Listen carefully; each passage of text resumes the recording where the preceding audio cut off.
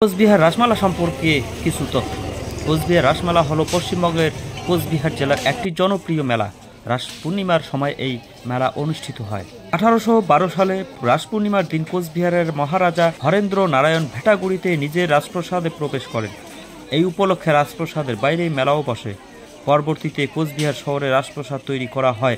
পাশাপাশি 1890 সালে বৈরাগী দিঘির পাড়ে মদনমোহন মন্দির গড়ে ওঠে। এর সঙ্গে রাস উৎসব স্থানান্তরিত হয় সেখানে। কোচবিহার রাসমেলার এই বাংলার শতাব্দী প্রাচীন মেলাগুলির অন্যতম এবং জনপ্রিয় এই মেলা উত্তরবঙ্গ এবং উত্তর পূর্ব ভারতের সবথেকে বড় মেলা। এই মেলার জন্য কোচবিহারবাসী অন্তর থেকে গর্ব অনুভব করে, অপেক্ষা করেন বছরভর। এটি কোচবিহারের প্রধান উৎসব। কারো মতে 1812 সালে অগ্রহায়ণ মাসে কার্তিক পূর্ণিমায় রাসযাত্রার দিন সন্ধ্যাবেলা রাজার নতুন গৃহে প্রবেশ উপলক্ষে রাসযাত্রা অনুষ্ঠিত হয়। সেই থেকে রাসমেলার প্রবর্তন। আবার কারো মতে 1889 সালে বর্তমান মদনমোহন মন্দির প্রতিষ্ঠাকালে এই মেলা সূত্রপাত। তবে সূচনা যখনই হোক না কেন, শুরু থেকেই এই মেলা কোচ রাজাদের পৃষ্ঠপোষকতায় অংশগ্রহণে লালিত পালিত এবং পল্লবিত হয়েছে। আজও লক্ষাধিক মানুষের সমাগম হয় এই মেলাকে কেন্দ্র করে।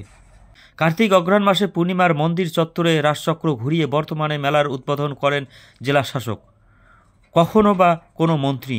রাসচক্র রাসমেলার মতো হিন্দু ধর্মীয় আচারে বিরল। বৌদ্ধ ধর্মচক্রের আদলে বাঁশের তৈরি প্রায় 30 থেকে 40 ফুট উঁচু এবং 8 থেকে 10 ফুট বাঁশ বিশিষ্ট চোঙাকৃতি কাঠামোর উপর কাগজের সূক্ষ্ম কারুকাজ ও দেবদেবীর মূর্তি ফুটিয়ে তোলেন এক মুসলিম শিল্পী। কিভাবে ও কেন এর সৃষ্টি তা জানা যায় না, তবে হিন্দু বৌদ্ধ মুসলিম ধর্ম সমন্বয়ের প্রতীক হিসেবেই এর প্রকাশ। এই মেলার অন্যতম আকর্ষণ এবং সাংস্কৃতিক অনুষ্ঠান বর্তমানে দুটি আসর বসে। মেলাকে কেন্দ্র করে দেবোত্তর ট্রাস্ট বোর্ড পরিচালিত ঠাকুরবাড়ির প্রাঙ্গণে হয় মূলত ধর্মমূলক অনুষ্ঠান। ধর্মমূলক পাঠের সঙ্গে হয় কীর্তন, বাউল, যাত্রাপালা। অন্যদিকে পৌরসভা পরিচালিত অনুষ্ঠানে লোকসংস্কৃতি পাশাপাশি থাকে আধুনিক নাটক ও গান। থাকে উত্তরবঙ্গের ভাওয়াইয়া গানের আসর। মাটির পুতুল এই মেলার অন্যতম আকর্ষণ। অতীতে মেলাগুলি ছিল বাণিজ্যের অন্যতম কেন্দ্র, বর্তমানে তা আর নেই। তবে রাসমেলার বাণিজ্যিক গুরুত্ব বেড়ে চলেছে নিয়মিতভাবে। মেলা আরও বিস্তৃত হচ্ছে। স্থানীয় ব্যবসায়ীরা ছাড়াও অন্য জেলার এমনকি ভিন্ন রাজ্যের ব্যবসায়ীরা মেলায় আসেন। শাল, গরম কাপড়ের পাশাপাশি পাথরের তৈজস, কাঁসা, পিতল, ব্যাগ, প্লাস্টিকের খেলনা, জুতো প্রভৃতি সম্ভার থাকে মেলায়। রয়েছে কাঠ, লোহা, বাঁশের জিনিস। খাবারের দোকান তো আছেই।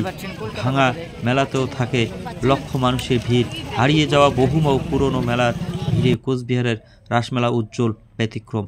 এর কৃতিত্ব কোচবিহার পৌরসভার। পরিকাঠামো ও ব্যবস্থাপনার দিক থেকেই এই মেলাকে পশ্চিমবঙ্গের শ্রেষ্ঠ মেলা বললে অত্যুক্তি হবে না।